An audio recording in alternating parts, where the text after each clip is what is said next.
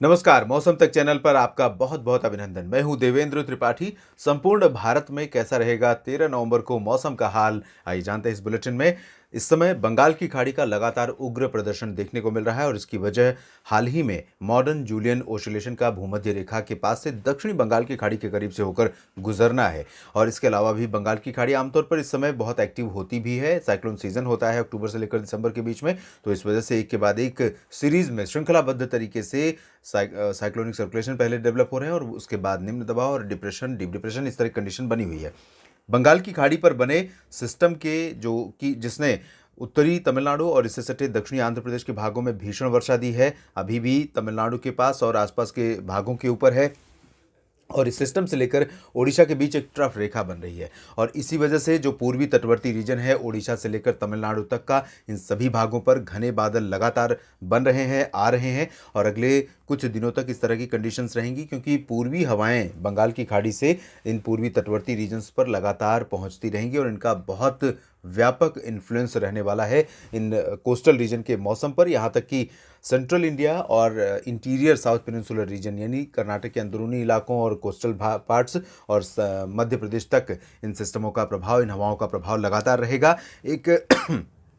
एक cyclonic circulation दक्षिण पूर्वी बंगाल की खाड़ी पर बना हुआ है और एक सिस्टम थाईलैंड की तरफ से आगे बढ़ रहा है और अनुमान यह है कि ये री इमर्ज करेगा बंगाल की खाड़ी में पहुंचने के बाद। और यहाँ पर आप देखिए किस तरह के घने क्लाउड हैं। भारत के तटों के पास जितने क्लाउड हैं उससे ज़्यादा कहीं इंटेंस क्लाउडिंग यहाँ पर हुई है और यही सिस्टम जब री इमर्ज करेगा यहाँ पर, तब ये पश्चिमी और उत्तर पश्चिमी दिशा में आगे बढ़ते हुए जल्द ही लो प्रेशर सिस्टम बन सकता है। अगले 24 घंटों में इसके लो प्रेशर बनने की संभावना है और जब यहाँ पर दबाव कम होगा तो क्लाउड कन्वर्जेंस बहुत ज़्यादा होने लगेगा, तो कन्वेक्शन शुरू होगा और कन्वेक्टिव क्लाउड्स जब यहाँ से बनने शुरू होंगे, हवाएं पूर्वी दिशा से भारत के भागों की तरफ और ज़्यादा इंटेंसिफाई हो जाएंगी।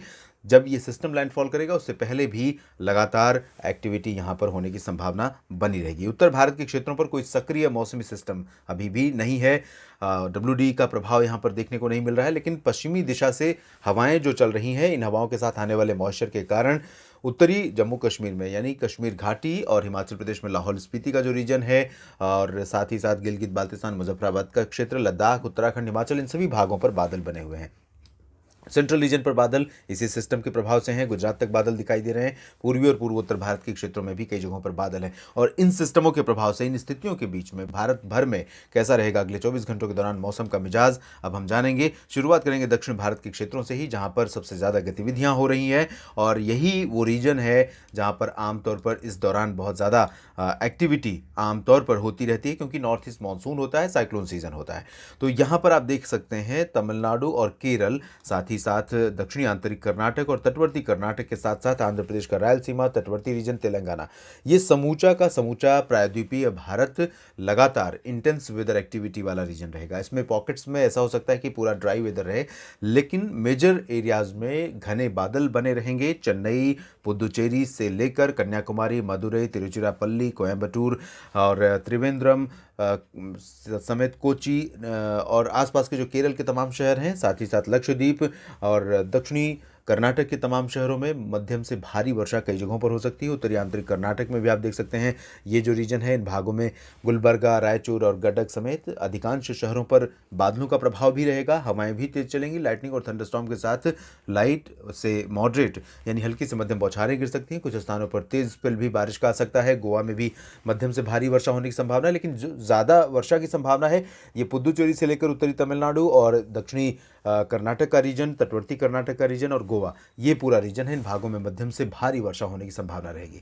इसके बाद हम बात करेंगे उत्तरी तटीय आंध्र प्रदेश की। यहाँ पर भी कई जगहों पर मध्यम से तेज़ वर्षा होने की संभावना है। हैदराबाद और रामागुंडम समेत तेलंगाना के कई शहरों में मध्यम से तेज़ बारिश हो सकती है। ओडिशा और छत्तीसगढ़ भी उन शहरों में से होंगे, उन स्टेट्स में से होंगे 13 नवंबर को, जहाँ पर लगभग लगभग 50% से ज़्यादा रीजन्स में वर्षा होने की संभावना है।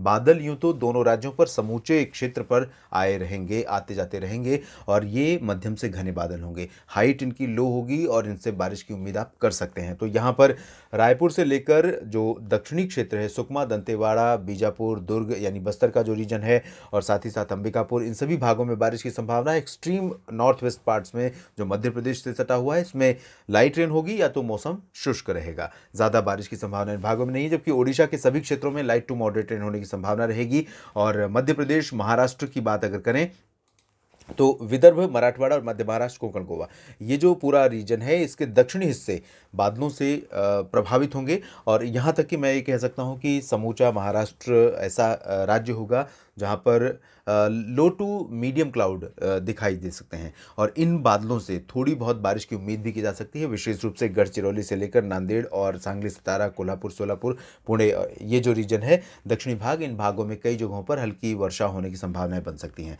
मुंबई में भी बादल रहेंगे, नासिक और पुणे के उत्तरी भागों में भी बादल रहेंगे, ठाणे, कल्याण और पालघर पर भी बादल दिखाई दे सकते हैं।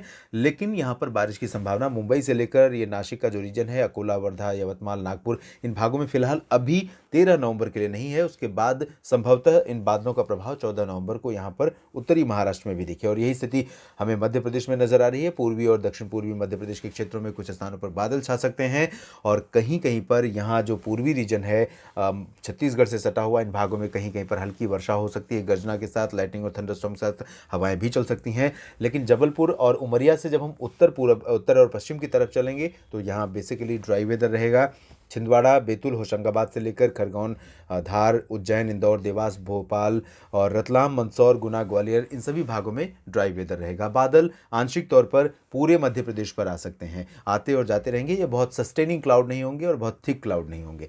गुजरात पर भी यही स्थिति रहेगी। पूर्वी और दक्षिण पूर्वी क्षेत्रों में कहीं कहीं पर आंशिक बादल और अहमदाबाद, वडोदरा, गांधीनगर में भी बादल छा सकते हैं।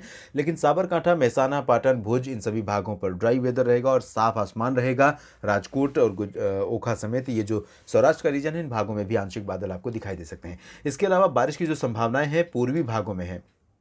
पूर्वी भागों में आप बारिश देख सकते हैं। झारखंड और गंगीय पश्चिम बंगाल में कई जगहों पर यहाँ आज भी संभावना है और आज रात में कुछ स्थानों पर वर्षा हो सकती है। कल जो बारिश की इंटेंसिटी और स्प्रेड रहेगा वो थोड़ा सा बढ़ने वाला है इन दोनों राज्यों के लिए, पूर्वी भारत के इन राज्यों के लिए। तो यहाँ पर रांची, देवघर, दुमका, डाल्टनगंज समेत झारखंड के कई शहरों में और साथ ही साथ गंगीय पश्चिम बंगाल के कई शहरों में हल्की से मध्यम बौछारें गिर सकती हैं। उत्तरी भागों में इन दोनों राज्यों के ड्राई वेदर रहेगा। बिहार, उप हिमालय पश्चिम बंगाल, पूर्व उत्तर भारत के असम, मेघालय और अरुणाचल प्रदेश में ड्राई वेदर रहेगा। नागालैंड, मणिपुर, मिजोरम, त्रिपुरा में लाइट टू मॉडरेट रेन होने की संभावनाएं बन सकती हैं।